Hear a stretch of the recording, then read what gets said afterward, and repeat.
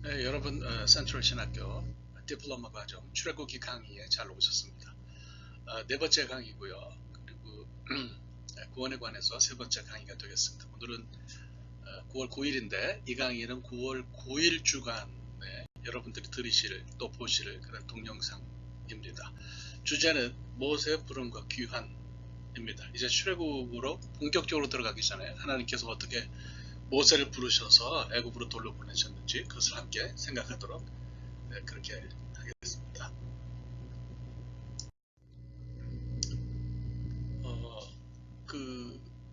우리가 이제 이걸 생각하면 이 부분을 생각하면 모세가 애굽으로 돌아가는 부분을 생각하면요, 먼저 생각할 것이 이제 국면의 전환입니다. 히브리 성경에는 우리가 히브리어를 배울 이유도 없고 히브리어로 설명을 듣거나 그렇게 해야 될 이유도 사실은 없어요. 그래도 이제 하나 상징적으로 알아둬야 될 것은 이 히브리 성경은 이렇게 국면을 전환하는 그런 상황에서는 바이어히라고 하는 그런 표현을 씁니다. 여기 바이어히 하라빔 하햄 이런 얘기가 이제 여기 있잖아요. 그러니까 이제 이게 무슨 얘기냐 하면 중간에 바이어히 바이야밈 하라빔 하햄과 히브리어로 어떻게 하든지 바이야밈이 빠졌지만은 많은 날들 후에 여러 해 후에 이런 말로 이제 국면을 전환을 하는 거죠. 그러니까 이 국면 전환은 크게 보면 400년짜리 국면 전환이기도 하고요. 작게 보면 40년짜리 국면 전환이다 이렇게 우리가 생각을 할 수가 있어요. 그러니까 400년 동안 이스라엘 백성들이 노예가 되어서 고통을 당하잖아요. 고난을 당하잖아요. 어려운 일을 많이 당하잖아요. 그래서 그걸 우리가 이제 생각을 하면 하나님께서 이제 드디어 출애굽을 틀어주시고 그런 역사를 시작하신다라고 하는 의미에서 국면 전환이 이루어지는 거죠. 그래서 이걸 이제 우리가 바이어히라고 하는 그런 표현으로 설명한다. 이렇게 여러분들이 이해를 하시면 좋겠고요. 40년짜리라고 하는 건 이제 그런 거죠. 말씀드린 것처럼 지난 시간에 말씀드린 것처럼 모세가 이스라엘 백성의 지도자가 될 수 있는 찬스가 있었는데 이스라엘 백성이 그걸 받아들이지를 않은 거죠. 그래서 모세는 결국은 미디안으로 이제 추방당하게 되고 이스라엘 백성은 모세가 사라진 후에 40년을 또 고통 속에서 살았죠. 그래서 그것을 견디다 못해서 탄식하면서 하나님께 부르짖는데요. 형식적으로는 이것이 이제 국면 전환의 원인이지만 더 크게는 하나님께서 구원사를 펼치시고 구원사 안에 출애굽이 들어있다라고 하는 점에서 보면 그건 너무 굉장히 자연스러운 그런 이야기다 이렇게 생각을 할 수가 있는 거죠. 그래서 이걸 여러분들이 좀 이렇게 살펴보시면 좋을 것 같아요. 네.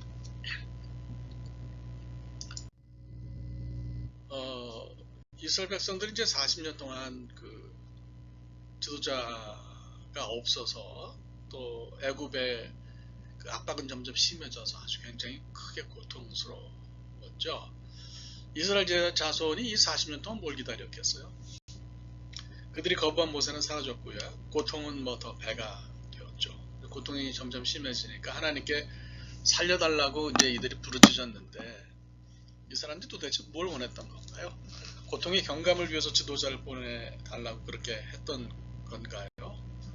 아마도 이제 하나님의 응답을 모세를 보내신 하나님의 응답을 보면 아마 그런 내용이 아니었겠나 싶은데 이제 흥미로운 것은 이미 하나님께서 40년 전에 지도자를 보내신 적이 있어요. 모세였죠. 그런데 이 사람들이 거부한 거죠. 참 재밌습니다. 하나님은 이스라엘 백성들이 거부한 모세를 40년 후에 다시 보내시는 것을 볼 수가 있어요. 그러니까 이제 사람의 생각과 하나님의 생각이 다른 것 같아요. 사람들은 그들의 입맛에 맞는 지도자를 요구했지만 하나님은 하나님의 입맛에 맞는 그런 지도자를 보내신 것을 여기서 우리가 볼 수 있지 않습니까? 이것이 굉장히 중요하죠. 그래서 우리가 어떤 해결하고 싶은 그런 문제가 있을 때는 좀 진실하게 대답할 필요가 있는 것 같아요. 어떤 해결이든지 하나님 주시는 것이면 그걸 받아들이겠느냐 아니면 내 입맛에 맞는 대답이 우선이냐. 왕년에 모세를 그들이 거부했다면 이번엔 그들이 좋아할 만한 사람이 해결책을 들고 나타나야 그들이 이제 흡족했을 텐데 하나님의 응답은 그것과는 거리가 멀었어요. 그러니까 하나님의 방법과 생각이 싫으면 남은 선택지는 뭐냐? 내 마음대로 하는 건데 그럴 경우는 이제 문제가 되는 거죠. 제가 잘 아는 우리 이원호 목사님, 제가 세상 떠나셨지만 이원호 목사님 당대 가장 제가 정말 볼 때 가장 훌륭한 부흥사셨는데 세상 떠나셨는데 그분이 남긴 짤막한 얘기가 있어요. 어떤 집사님이 밤에 산행을 갔다가 산길에서 굴렀는데 정신없이 구르다가 이제 나무 뿌리를 잡고 절벽 같은 데서 이렇게 대롱대롱 매달렸대요. 너무 급하니까 집사님이 이제 최선을 다해서 하나님께 부르짖었죠. 하나님 계시면 좀 살려달라. 그 하나님 부르니까 거기 나타나셨단 말이에요. 그 물었어요. 나 불렀냐? 집사가 얼마나 좋았겠어요. 하나님 좀 살려주십시오. 그러니까 하나님이 그러셨대요. 너 정말 살고 싶냐? 네네 살고 싶어요. 그러면 너 내 말을 좀 들을래? 당연히 하나님 말씀을 듣죠. 그러니까 하나님이 그 사람에게 하시는 말씀이 정말 살고 싶으면 거기 나무 뿌리를 놔라 그러셨대요. 그러니까 그 집사가 했다는 유명한 얘기 했잖아요. 거기 그 하나님 말고 내 마음에 드는 다른 하나님 없어 그랬다는 거예요. 그러니까 이제 하나님 거부하니까 가버리시고 밤새 그 집사가 길을 쓰면서 죽을 힘을 다해서 매달려 있었는데 새벽이 되면서 어스름한 새벽빛에 발견한 것은 지상에서 그저 한 20cm 떨어져 있는 그 위에 이렇게 매달려 있는 자신의 모습이었대요. 그러니까 그걸 빨리 놨으면 20cm 떨어져서 다치겠어요. 그렇게 하고 집에 빨리 갔을 텐데 말이죠. 저는 그런 생각이 들어요. 하나님은 계획이 있으시니까 이제 그 국면 전환을 이루셨겠지만은 이스라엘 백성이 40년 동안 고통 속에서 살아야 했던 이유는 그들이 입맛에 맞는 방법을 고집했기 때문이 아니냐 그런 생각이 듭니다. 우리 역시 이제 신앙으로 산다고 말하는데요. 가끔 그런 말을 내뱉을 때가 있는 거죠. 내 입맛에 맞는 하나님 거기 없수? 이렇게 하는 거죠. 그래서 이걸 우리가 잘 좀 생각을 해야 될 것 같아요. 어떤 해결 앞에서 그 하나님의 자유와 주권과 의지를 우리가 거부하고 우리 생각대로 하려고 하면 하나님은 그런 기도나 그런 부르짖음에 귀를 기울이시지 않는 것 같아요. 늘 하나님의 방법대로 하나님 일하시고 그래서 우리는 거기에 맞추어서 하나님의 뜻대로 기도해야 하고 이래야 된다 이런 생각이 듭니다. 자, 그럼 하나님 뭘 들으셨느냐? 이스라엘 백성들이 어떻게 기도했는지 구체적으로 알 도리가 없는데요. 출애굽기 기자가 말을 안 해요. 단지 이제 하나님이 무엇인가 들으셨다고 이야기해요. 뭘 들으셨나요? 나아카탐을 들으셨다고 얘기해요. 나아카탐은 히브리 말인데요. 정확하게 번역하면 그들의 신음소리라고 하는 뜻입니다. 하나님께서 기도 가운데 넘버 원, 넘버 투, 내용은 이런 거보다도 신음소리를 들으셨다는 것이 출애굽 기자의 진술입니다. 이 사람들이 신음하니까 하나님이 그들을 보시고 그들을 하셨다. 바야르 엘로힘 앳 브네이 이스라엘 바예다 엘로힘. 엘로힘은 하나님이죠. 바야르는 봤다는 거예요. 엘로힘이 바야를 봤다. 누구를? 앳 브네이 이스라엘, sons of 이스라엘, 이스라엘의 자손을 보시고 예다는 야다에서 왔어요. 안다는 거죠. 체험적으로 안다는 거죠. 그래서 엘로힘 예다. 그러니까 하나님이 아셨어요. 그러니까 히브리 문장 다이내믹합니다. 직설적이고 거칠어요. 울림도 굉장히 큰데 신음소리가 들리니까 하나님이 이스라엘을 보시고 그들의 삶은 체험적으로 야다하셨다. 아셨다고 이야기합니다. 그러니까 야다가 지식으로 아는 걸 뜻하지 않고 경험적으로 체험적으로 아는 거니까 하나님이 진짜로 그들의 고통을 체감하셨다고 하는 그런 뜻이겠죠. 사람이 기도하고 부르짖으면 우리는 내용을 중시하는데 하나님은 내용보다는 사람들의 신음소리의 크기와 눈물을 보신다고 저는 생각합니다. 그래서 그것이 그 신음소리와 눈물이 진실하면 일을 하시기 시작하는 거죠. 때로는 우리가 자세하게 기도하는 것도 필요한데요.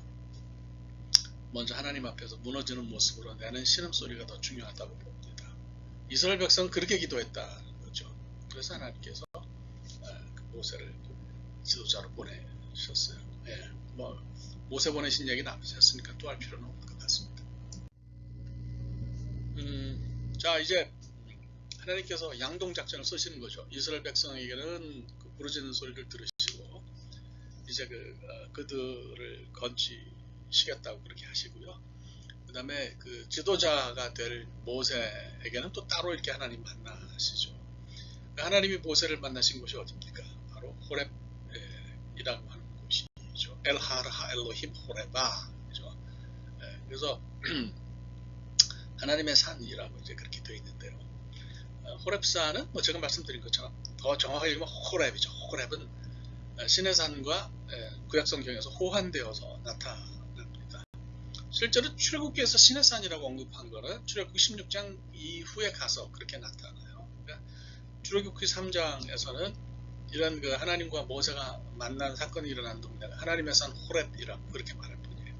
그래서 유니언 신학교에서 강의하는 그 데스먼드 알렉산더 박사는 호렙이 시내반도의 남쪽 지역을 가리키는 명칭이라고 설명합니다. 그러니까 시내반도의 남쪽 전체가 다 호렙이니까 굉장히 넓은 지역을 언급하는 지명이고요. 시내산은 그 지경에 있는 특정한 산의 이름이라고 그렇게 주장하죠. 그래서 시내산이 이제 어느 곳과 일치하는지는 여전히 토론 중인데요.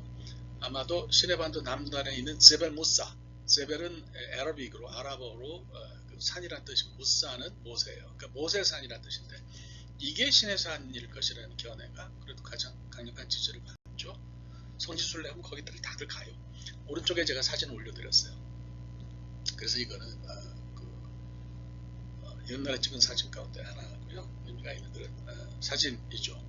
자, 여기서 이제 모세에게 나타난 것이 일단 하나님의 사자인데요. 본문에서는 말라흐 아도나이는 하나님이라는 뜻이고 말라흐는 메신저예요. 사자죠, 그야말로. 이 말라흐를 에인절로 옮기고 싶어하는, 천사로 옮기고 싶어하는 사람들이 있지만은 그건 좀 그렇게 볼 수가 없어요. 그러니까 구약성경에서 하나님의 사자가 나타났다 그러면 그거는 하나님 자신이 나타나셨다는 말로 보는 것이 더 맞습니다. 이 말라흐라고 하는 말은 뭐 구약성경의 마지막 책인 말라흐에다가 그 1인칭 명사 그 꼬리가 붙어서 나의 사자라는 뜻이죠. 이제 뭐 하여튼 그런 의미가 있지만은 구약 본문에서 이 사자가 나타났다 그러면 그 천사급이, 그러니까 하나님의 꼬붕인 천사급이 나타났다 이렇게 이해하면 안 되고요. 하나님의 그 현현, 우리가 manifestation of God, 이것이 일어났다고 보는 게 나은 거죠. 그러니까 하나님이 영적인 분이시기 때문에 하나님이 그 우리 사람의 눈으로 볼 수 있는 분이 아니에요. 우리가 확인할 수가 없어요. 그런 분이 인간의 가시적인 영역으로 들어오셔서 사람이 볼 수 있는 모습으로 나타나셨다. 이게 바로 현현이다. theophanie라고 그렇게 이야기하기도 하죠. 그러니까 뭐 천사라면 어떻게 떨기나무 주변의 땅을 거룩한 하나님의 영역으로 선포하겠어요. 하나님이시니까 하신 일이죠. 그래서 제가 이제 보면 구약에서 항상 하나님이 우리를 향해서 나타나실 때 인카네이션이, 성육신이 일어나요. 하나님, 신이신 하나님이 그분을 낮추시지 않으면 인간이 어떻게 하나님을 만나겠어요. 그래서 저는 뭐 복음이 신약에만 있다고 하는 말에는 저는 동의하지 않습니다. 그러니까 하나님이 자기 자신을 낮추셔서 인간을 만나러 오신 사건이 구약에도 기록이 되어 있어요. 복음적 사건이다. 이렇게 우리가 이제 볼 수가 있는 거죠. 자, 뭐 어디서 누가 나타났는지 이제 설명이 된 것으로 보일 거죠. 내용으로 들어가서 구체적으로 설명을 합시다. 하나님이 이제 모세를 부른 방법이 그 떨기나무에 불을 붙이신 거죠. 떨기나무에 불이 붙었는데 타질 않았어요. 구약성경이나 신약성경이나 보통 불이 뭘 파괴하는, 심판하는 그런 존재인데 여기서는 아주 그렇지가 않아요. 굉장히 독특합니다. 떨기나무는 그냥 뭐 광목 덤불을 나타내는 거죠. 중요한 거는 나무가 뭐냐가 중요한 게 아니고 하나님이 거기 나타나셨다는 게 중요해요. 그러니까 뭐 교회 건물이 얼마나 크냐 좋냐 뭐 이걸 우리가 산 거냐 아니면 빌린 거냐 이런 게 중요한 게 아니고 하나님이 거기 계시냐 안 계시냐가 중요해요. 그렇죠? 그러니까 하나님의 불이 붙었냐 안 붙었냐.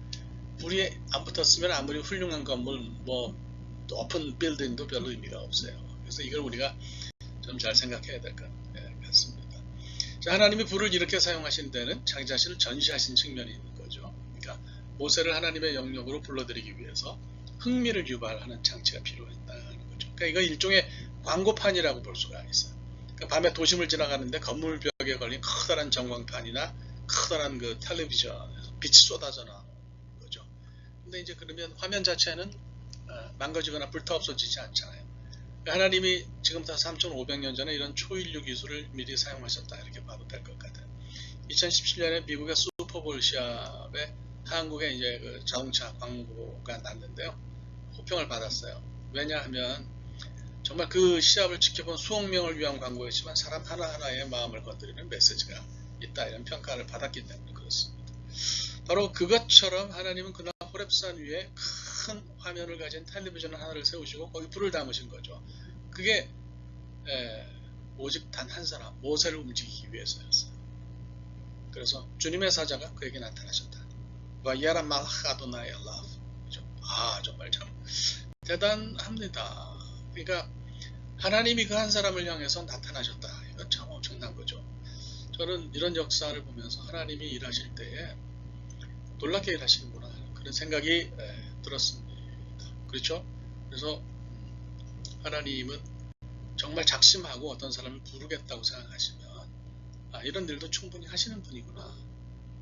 그래서 한 사람을 움직이기 위해서 이런 광고판을 세우시기만 한다. 이런 생각이 들었습니다. 사적으로 말씀드리면 그 불붙은 떨기나무는 그게 이제 하나님의 임재를 상징해 가지고 이스라엘 백성들이 세운 성막 안에 있는 메노라 등대로 형상화됐어요. 그래서 그 등대가 메노라 가지가 7개 있는 그 등대에는 어떤 사람들은 그걸 떨기나무처럼 이렇게 맺는 사람도 있어요. 그러니까 그 성막의 등대가 있는 건 하나님이 거기에 임재해 계신다고 하는 그런 의미가 있는 거죠. 다 연결이 되는 거다 이렇게 우리가 볼 수가 있습니다.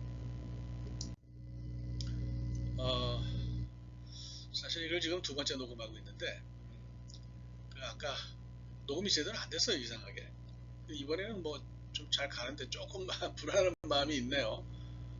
40분을 녹음하고 이게 다 헛거가 돼가지고 다시 하는데 어쨌든 좀 이번에는 잘 됐으면 좋겠습니다. 자, 모세가 하나님을 만났는데요. 시내산 위에서, 호렙산 위에서, 돌산이죠. 아까 보셨지만 거기서 이제 하나님을 만났죠. 그런데 하나님이 모세를 보고 야, 너 저 신발 벗어라. 거룩한 땅이니까 신발 벗으라고 이야기를 하십니다. 하나님 말씀하셨는데 내용이 중요한데 첫 마디가 신을 벗으라 하는 것이죠. 우리 한국 사람들은 특정한 장소에서 신 벗는 게 이상하지 않아요. 어디 뭐 실내로 들어가면 신을 벗으니까 거부감이 없는데 돌이 사방에 삐죽히 박혀있는 돌산에서 벗어야 된다는 얘기가 좀 다르죠. 적합한 장소가 아닌 거죠. 그래서 모세가 혹시라도 신을 벗으려고 그러면 하나님이 하서라 그러지 마라 뭐 이렇게 배려하시는 것이 맞는데 우리 하나님은 거기서는 그냥 오히려 신을 벗으라고 그러세요. 참 헷갈리죠. 그 이유가 뭘까? 그것이 거룩한 땅이라고 하는 거예요. 하나님이 거룩한 땅이라고 말씀하신 건 좋아요. 그런데 왜 그 거룩한 땅에서는 꼭 신을 벗어야 되냐? 신을 신고 신 앞에 서는 행위가 불경스러운 거냐? 이런 질문을 우리가 던져볼 수가 있는 거죠. 레위기를 읽어보면 하나님이 제사를 집전하는 제사장한테 옷을 다 입어서 몸을 가리우도록 하셨어요. 머리도 관을 써가지고 보이지 않도록 그렇게 하라고 하셨어요. 많은 사람들이 오늘날 목사가 입는 가운을 권위를 드러내기 위해서 입는 거로 착각하는데 천만의 말씀입니다. 어떤 분들은 박사가운, 삼색선이 팔에 있는 박사가운을 입는 분도 있는데 이거는 성경 정신과는 정말로 거리가 먼 거예요. 그러니까 그 제사장들이 가운을 입었던 것은 몸을 가리우는 것 때문이었어요. 하나님 앞에서 오히려 겸손해서 자기 자신을 드러내지 않도록 하는 것이 이유였는데 오늘날 이걸 권위를 드러내기 위해서 가운을 입는다 그러면 참 이상한 거죠. 차라리 가운을 벗어 제끼고 양복 차림으로 설교하는 게 나을지도 모르겠어요. 어쨌거나 자, 옷을 입으라 하셨는데 제사장의 신발에 대해서는 언급을 안 하셨어요. 제사장들도 평소에는 샌들을 신고 다녔을 텐데 제사 드릴 때는 맨발이었다고 봐야 되는 거죠. 그러면 유대교 전통에서 신발이 중요하지 않았냐? 그건 아닙니다. 신발이 굉장히 중요했어요. 그 라비 아키바는 아들을 보고 절대로 맨발로 다니지 말라고 가르쳤고요. 탈무드를 보면은 그 우리 샤바트 부분을 보면 안식일 규정을 보면 지붕을 받치는 기둥을 팔아서라도 신발을 사라고 그렇게 이야기를 합니다. 그 16세기 유대교 문헌인 슐한 아루흐를 읽어보면 신발을 신을 때 항상 오른쪽부터 먼저 신으라고 하는 얘기가 있어요. 근데 이제 신발은 오른쪽부터 신는데 끈을 묶을 때는 왼쪽부터 시작하는 거죠. 신을 벗을 때는 어떠냐? 또 왼쪽부터 먼저 벗습니다. 이게 율법을 지키는 거라는 게 왜 그러냐? 왼쪽보다는 오른쪽이 중요한 것 때문에 그래요. 그래서 왼쪽 발이 끈으로 묶일 동안에 오른발은 좀 더 자유를 누릴 수 있는 거고요. 또 신발의 보고에서 벗어나는 것도 왼쪽이 먼저인 거죠. 야, 무슨 얘기냐? 뭐 이걸 다 이해하실 필요는 없는데요. 좌우지간 신발을 신는 것이 중요하다고 하는 어떤 그런 전승이 있었다 하는 거예요. 그런데 후기 유대주의에서도 신발을 벗어야 되는 경우가 있었어요. 그건 뭐냐면 제사장이 성전이나 회당에서 사람들을 축복할 때는 신을 벗어야 했어요. 이게 뭐냐? 바로 출애굽기 3장 4절 5절에 있는 이런 전통에서 비롯된 거죠. 모세가 하나님 앞에 섰을 때 그것이 거룩해서 신을 벗었다는 거예요. 그럼 신을 벗은 건 어떤 의미가 있어요? 한국의 그 신화학자이고 소설가인 이윤기 씨가 쓴 책이 있어요. 그리스 로마 신화인데요. 저는 그 책 굉장히 재밌게 흥미있게 읽었어요. 거기 보면 참고할 만한 부분이 있어요. 뭐 그대로 받아들이진 않아도 참고할 수 있는 거죠. 신발이라는 것이 사람의 일생을 상징한다는 거예요. 우리가 잡을 구할 때 이제 이력서를 쓰잖아요. 영어로는 resume라고 프렌치에서 온 말을 쓰는데 한국말로는 이력서라고 해요. 이자가 뭐예요? 그러니까 력이라는 건 히스토리고요. 이자는 밟을 이예요. 한마디로 발로 밟고 댕긴 역사가 이력서인 거죠. 그러니까 사람의 경력을 적어놓은 이력서는 신발의 역사예요.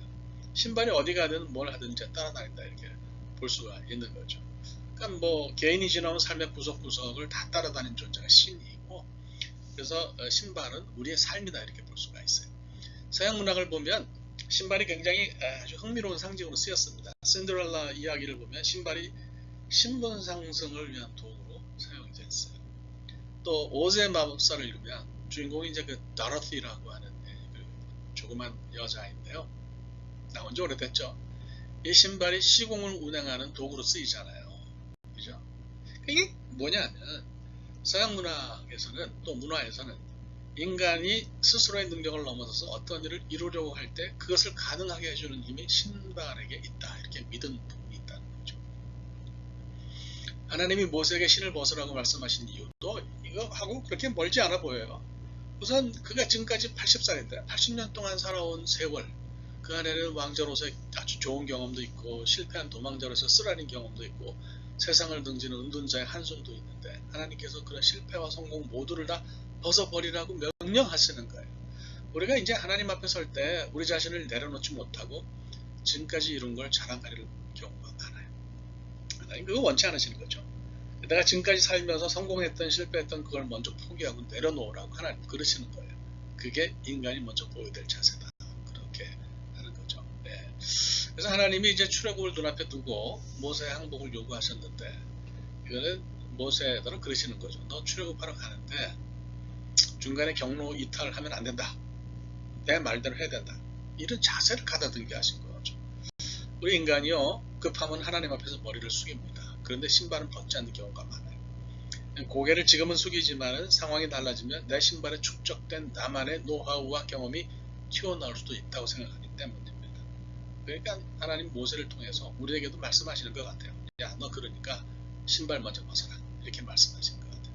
그래서 말씀드리면 하나님이 돌산에서 모세 보고 신발을 벗으라 그런 거는 이제 그 땅이 거기가 거룩하기 때문이고요. 거룩하다라고 하는 것은 하나님 한 분만이 위대하신 거죠. 인간의 존재는 거기서 nothing인 거죠. 아무것도 아닌 거죠. 그래서 자기 자신의 자아와 생각과 계획을 벗어버려야 된다 이렇게 우리가 생각을 할 수가 있습니다. 아직까지는 녹음이 문제가 없이 되고 있는 것 같아요. 자, 하나님과 모세의 대화 속에서 이제 굉장히 핵심이 하나님이 자기 자신을 모세에게 이제 설명하신 거예요. 모세는요, 제가 볼 때 짜증 유발자예요. 그러니까 이제 모세하고 하나님하고 대화하는데 하나님의 짜증을 유발합니다. 너 좀 가서 출애굽 좀 시켜라. 그러니까 못하겠다. 이렇게 빠지고 저렇게 빠지고 뭐 그렇게 여러 가지로 하나님과 밀당하는 거죠. 하나님 인내심이 깊어요. 감정을 드러내시지 않는데요. 하여튼 모세가 하나님하고 밀당을 하든지 말싸움을 하든지 둘 중에 하나를 하는 거예요. 여러분 말싸움 하면 누가 지는 거예요? 먼저 화를 내는 사람이 지는 건데요. 하나님과 모세의 밀당이나 말싸움을 보면 하나님이 화를 내세요. 그러니까 모세가 말 못한다 그러는 거 참 웃기는 거죠. 어쨌든 그럴 정도로 짜증을 유발하는 사람이죠. 출애굽기 4장을 읽어보면 하나님이 모세를 출애굽 지도자로 내세우겠다 하시니까 못하겠다고 그래요. 그러니까 뭐 하나님이 지팡이를 뱀으로 만들기도 하시고요. 그쵸? 하여튼 땅에 던지면 뱀이 됐다가 잡으면 지팡이가 됐다. 만약에 그 지팡이가 생각할 줄 아는 존재였다면 정체성이 헷갈렸겠어요. 그 다음 피부가 눈처럼 희게 변하는 악성 피부병이 걸렸다가 낫죠. 여기 이게 이제 그 무쏘라트 카쉘레그, 카는 like, as 그런 뜻이고 쉘레그는 눈이에요. 눈 같은 짜라트는 옛날에는 한 문둥병이라는 표현을 썼는데 요새는 더 이상 그런 표현 쓰지 않습니다. 한센병이라고 하는데 그 한센병으로 생각하시는 분들이 있는데 그게 아니고 악성 피부병이에요. 한센병은 낫지를 않죠. 악성 피부병이 낫는 거죠. 레위기를 쓰면서 이번에 이제 9월 21일 날 책이 나오는데 그거에 참 확실하게 다시 한번 생각을 하게 됐어요. 자, 이렇게 이런 기적을 보면서 모세가 조금씩 생각이 넘어가는데 마지막에 이제 그러는 거죠. 이래도 안 되고 저래도 안 되고 하나님 놀라운 기적을 일으키시니까 말을 잘 할 줄 모른다고 뻗댔어요. 출애굽기 4장 10절을 보면 입이 뻣뻣하고 혀가 둔하다고 그래요. 양들하고 논 지 40년이나 됐고 애굽 수사학을 40년 전에 배웠어도 혀가 굳을 정도는 아닌데 그렇게 얘기해요. 그래서 이게 뭔지 모르겠어요. 그래서 이게 그가 뺀질거렸기 때문에 그럴 수도 있고요. 또 하나는 실제로 기능적으로 그 말하는 기관에 문제가 있어서, 그러니까 뭐 탈무드 같은 걸 보면 이제 어릴 때 이제 화상을 입어서 말을 잘 못한다 이런 얘기가 있거든요. 그거 제가 나중에 소개하겠어요. 참 의미가 있는 얘기인 것 같아요. 어쨌거나 말을 못한다 그러니까 하나님이 이제 아론을 보낸다고까지 그렇게 이야기하시죠. 그러다가 이제 모세가 마지막에 최종적으로는 그래요. 그러면 제가 가서 이스라엘 백성들한테 이야기를 할 텐데 사람들이 누가 보내서 왔냐고 물으면 뭐라고 할까요? 이게 뭐라고 표현을 했든지 내용은 당신이 누구냐, who are you? 하나님의 정체성을 묻는 질문이에요. 참 이게 대단하죠. 이런 질문은 사실 사람이 할 만한 질문이 아닌 거예요. 그런데 이제 하나님은 하여간 출애굽 중요하니까 그러셨겠지만 대답을 하시죠. 뭐라고 대답하십니까? 스스로 있는 자라고 대답하세요. 에흐에 아슈아르 에흐에. 히브리 말로 하는 거예요. 에흐에라고 하는 건 하야 동사의 1인칭 남성 단수 현재 미래 그런 형태죠. 하야 동사는 히브리 말로 영어로 치면 비동사에 해당하는 히브리 말이에요. 그래서 I am who I am 이렇게 번역하기도 하고요. I will be who I will be 이렇게 번역할 수가 있을 것 같아요. 이건 뭐 무슨 뜻이 있을까요? 두 가지로 정리를 할 수가 있을 것 같아요. 우선 그 스스로 있는 자는 우선 존재론적인 측면으로 이해할 수가 있어요. 좀 어려운가요? 제가 70인역이라는 성경이 있다고 그랬어요. 주전 4세기경에 이제 애굽의 디아스포라에서 히브리어가 사화가 되는 바람에 그 당시 세계 공용어이던 헬라말로 히브리어 구약 성경을 번역한 성경이 있다. 그래서 전설에 의하면 헬라어와 히브리어에 능통한 그 70명의 랍비들이 동원돼서 번역했기 때문에 70인역이라고 그런다. 제가 말씀을 드렸어요. 거기에서는 에흐에 아슈르 에흐에를 I am who I am 이라는 말을 헬라말로 어떻게 번역했냐. 에고 에이미 호온이라는 말로 번역했어요. 에고는 I죠. 나. 에이미는 역시 헬라어에서 영어의 비동사처럼 쓰이는 동사예요. 호는 관계대명사고요.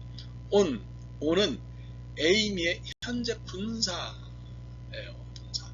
이런 분사는요 명사적인 성격을 많이 가지고 있어요. 그래서 움직임이나 행동을 드러내는 것보다는 존재의 의미가 굉장히 강한 그런 형태인 거죠. 그래서 이런 번역이 조직신학자들하고 연결돼가지고 하나님의 존재나 영원하심, 불변함을 의미하는 것으로 이렇게 해석하게끔 만들었어요. 실제로 이렇게 해석하는 것도 괜찮아요. 하나님이 자기 자신을 언제나 존재하는 불변하시는 분으로 묘사했다 이렇게 볼 수도 있으니까 어제나 오늘이나 내일이나 다 동일하신 하나님이라 그러니까 하나님 성품하고는 맞는 것 같아요. 그런데 문제는 어디냐? 강한 텍스트를 보면 당시의 상황을 보면 이게 적합하냐 하는 거죠. 지금 출애굽을 앞두고 있는 거예요. 모세가 가서 히브리 사람들을 설득해야 되는 거예요. 하나님을 받아들이고 이런 분이 너희들을 출애굽시키려고 하신다. 자, 이런 얘기를 해야 되는데 영원한 존재다. 이렇게 추상적인 이름으로 소개한다면 조금 생뚱맞죠.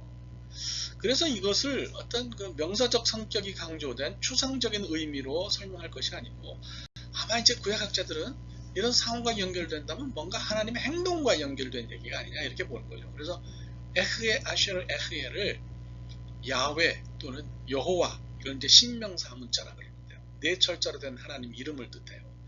이것과 연결해가지고 이것과 연결해서 하나님이 사람을 구원하시는 그런 일을 하시는 분이다. 이런 뜻이 아니겠냐 이렇게 보는 거죠. 저는 뭐 야훼라고 부르는 그것도 가설이니까 정확한 이름은 아니지만 하나님의 이름을 구원사역과 연결하는 해석은 뭐 의미가 있다라고 그렇게 보는 거죠. 해밀턴이라는 사람이요. 이 에헤 아슈라 에헤를 이렇게 봤어요. 그러니까 이건 뭐냐면 이런 거예요. 이 하나님의 말씀은 하나님의 정체성에 관한 말씀은 하나님의 임재에 관한 거다. 그런 얘기. presence, 임재. 그러니까 말하자면 히브리 사람들이 뭐 400년 이상 동안 고초를 겪어서 하나님 존재에 무감각하다든지 관심 없다든지 받아들이기 힘들다든지 그런 상황일지라도 하나님 바로 거기 계신다. 그런 의미라는 거예요. 하나님 세상 창조될 때 거기 계셨고 또 아브라함 선택하실 때도 계셨고 애굽에서 노예로 전락한 히브리 사람들 옆에도 계셨다. 이런 하나님 임재가 출애굽 상황으로 파고들어서 구체성을 드러낸다. 히브리 사람들이 당하는 고통당하는 현실에 오셔서 구원 행동을 하실 것이라는 것이 구체성의 내용입니다. 이게 이제 우리한테 쭉 끌어당겨서 우리 삶의 이 사건을 이 이름을 갖다 붙여도 굉장히 감동입니다. 하나님이 우리의 삶에도 뭔가 하신다고 하는 그런 의미니까 여러분들 이것을 잘 기억하시면 좋을 것 같습니다. 자, 그러면 이제 모세가 이제 하나님에게 설득당해서 우물을 가는데요. 뭘 가지고 그렇게 자신 있게 갔을까요? 보면 그냥 아내하고 아들들을 낙에 태우고 애굽으로 돌아가는데 별거 없어요. 뭐 짐을 가져갔다는 얘기도 없고 기관총이나 뭐 폭탄이나 이런 거 가져갔다는 얘기도 없어요. 단지 하나 있어요. 모세가 하나님의 지팡이를 손에 담았다 이렇게 이야기를 하죠.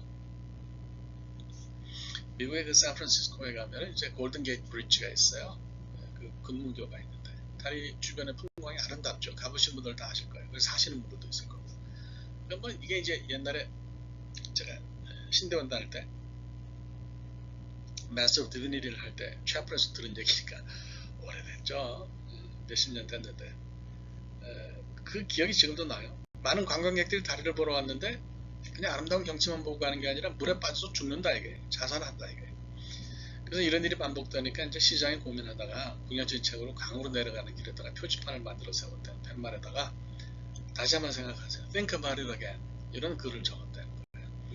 그래서 이제 자살하러 왔던 사람들이 Think about it again 하는 그 표지를 보고 그걸 포기하고 살아나가곤 했다는 거예요. 오늘 한 젊은이가 이제 사랑을 잃어버리고 실연하고서 죽으러 왔는데 너무 낙심해서 그 강가로 내려가면서 고개를 푹 숙이고 내려가는 바람에 표지판을 못 봤대요. 강가에 내려와서 신발을 벗고 이제 강물에 들어가려는 게 겁이 나고 무서워서 생각을 고쳐 먹었대. 야, 저긴 들어가면 안 된다. 015B가 노래했듯이 인류의 절반이 여잔데 내가 실현당했다고 죽을 수는 없다. 그리고 이제 신발을 신고 올라오다 보니까 아까 내려올 때 못 본 표지판이 있는 거예요. 그거 읽어보니까 뭐라니 Think about it again. 다시 생각해보라는 거예요. 그래서 생각해보니까 자기가 죽으러 왔다는 거죠. 그래서 다시 강으로 기어 내려가서 돌아가셨다는 전설 따라 삼천리가 있습니다. 이 얘기 왜 하느냐. 똑같은 팻말이죠. 말도 똑같은데 죽으러 가던 사람이 그걸 보고 살아나오기도 하고 살아나가던 사람이 도로 죽으러 가기도 해요. 어떤 사람에게 부딪히면 멀쩡한 사람이 죽기도 하고 또 어떤 사람에게 부딪히면 죽을 사람이 살기도 합니다. 모세는 그에게 부딪힌 죽을 사람들을 건지고 살리는 사람이 됐어요. 의미심장하죠. 어떻게 그게 가능했을까? 모세의 능력으로 가능한 것이 아니었습니다. 바로 하나님의 능력으로 가능했고요.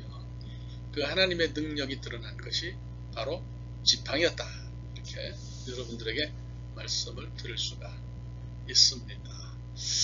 자, 그 하나님의 지팡이가 뭘까요? 모세는요, 하나님을 만나기 전에 지팡이를 구경도 못했던 그런 사람이 절대 아니에요. 목동으로 살았던 지난 40년 동안 지팡이랑 함께 보냈어요. 왜냐하면 목자, 우리가 시편 23편 읽어봐도 알지만 목자에게 지팡이는 필수품입니다. 그래서 모세가 하나님 만나기 전에도 지팡이가 있었어요. 그러니까 출애굽기 4장 2절을 보면 알 수 있어요. 하나님과 모세가 이제 만났는데 하나님 물으시죠. 내 손에 있는 게 뭐냐? 그러니까 모세가 지팡이입니다. 대답하죠. 그러니까 호렙산에 그 불붙은 그 불꽃을 보려고 산에 올라간 모세가 손에 지팡이를 들고 있었다는 거예요. 근데 그게 하나님의 지팡이가 아니라 양치는 지팡이였다. 이렇게 우리가 생각을 할 수가 있죠. 여기 이제 그 단어가 히브리말로 마테인데요. 시편 23편의 그 쉐베트와 같은 성격을 가진 거예요. 그러니까 사나운 짐승과 싸울 때 마테를 썼고요. 양떼에게 방향도 일러주었고 이제 그런 거죠. 또 이스라엘 지파 우두머리들은 지팡이를 몸에 지니고 다녔어요. 그게 권위의 상징인 거죠. 네. 그러니까 여러분 창세기 38장 보면 유다가 다말에게 보증으로 도전과 끈 지팡이를 줬잖아요. 그 지팡이가 바로 자기가 유다 지파의 리더다라고 하는 그런 뜻이거든요. 그래서 지팡이 굉장히 중요해요.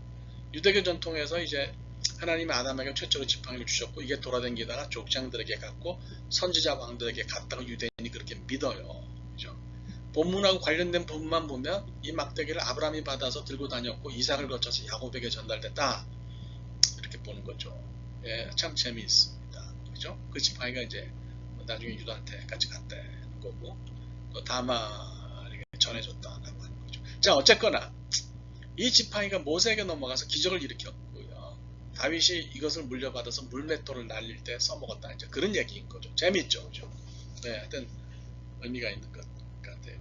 네, 그래서 다윗 후손인 유다 왕들은 바벨론이 나라를 무너뜨릴 때까지 왕의 홀로 이 지팡이를 사용했다. 그런 거 볼 수 있어요. 지금도 뭐 우리 군대 가면 장군들이 이게 그런 거 지팡이 들고 다니잖아요.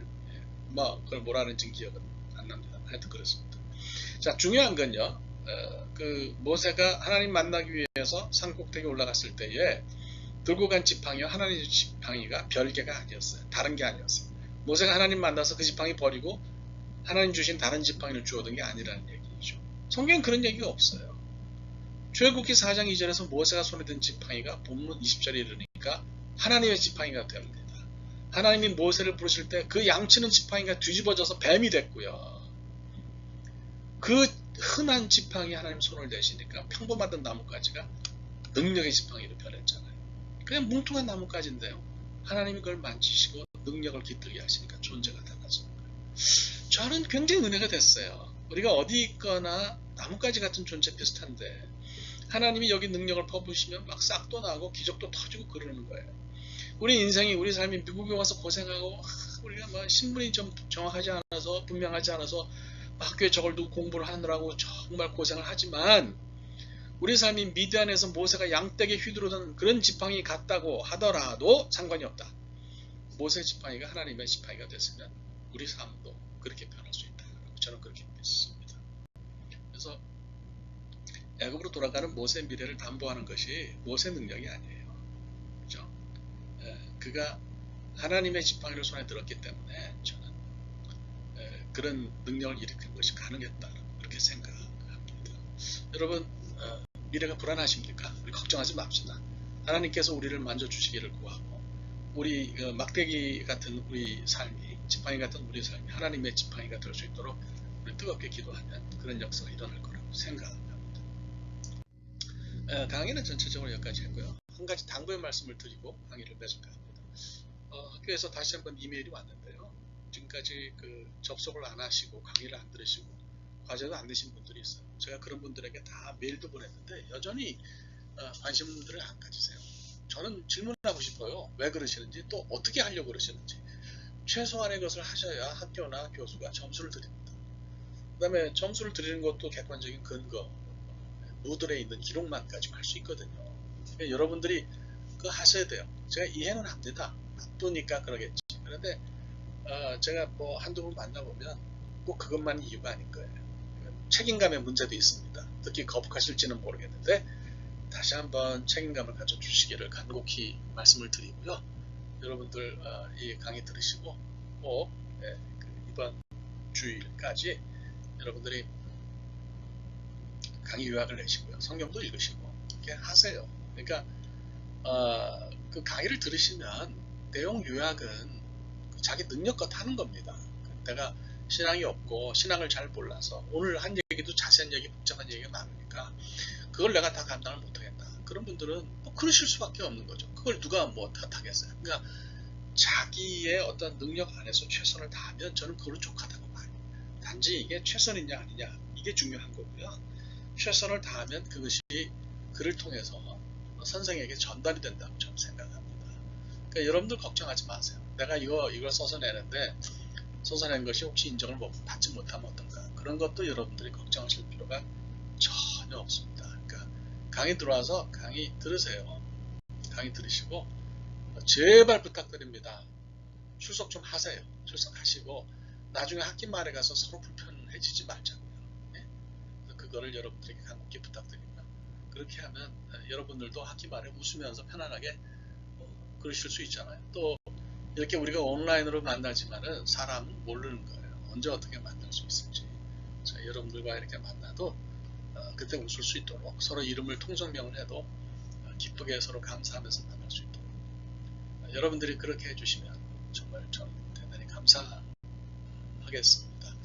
예, 이제 그 다음 시간부터는 본격적으로 출애굽 사건의 그 10가지 재앙들에 대해서 함께 다루도록 하겠고, 중간에 들어가는 것들을 같이 나누도록 하겠습니다. 오늘 여기까지 강의하겠습니다. 감사합니다.